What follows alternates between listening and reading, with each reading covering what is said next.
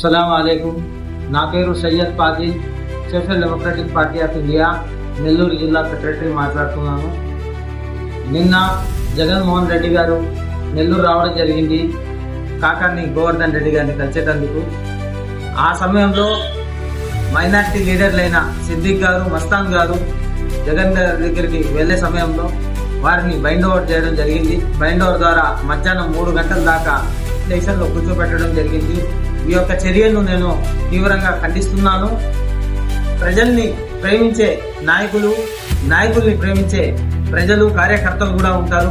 అదే విధంగా నిన్న మైనార్టీ లీడర్లు కూడా వెళ్ళబోయే సమయంలో వారిని ఈ విధంగా ఇబ్బంది పెట్టిన ఈ యొక్క పద్ధతి మంచిది కాదని, మీరు ప్రజల పట్ల మేలు చేసేటందుకు ఆలోచించి ప్రజల కోసం మేలు చేసే పనులు చేస్తే పర్వాలేదు, కానీ ఈ విధంగా ప్రజల్ని ఇబ్బంది పెట్టేటట్టు, నాయకుల్ని ప్రేమించే కార్యకర్తలను ఇబ్బంది పెట్టేటట్టు చేయడం కరెక్ట్ కాదు.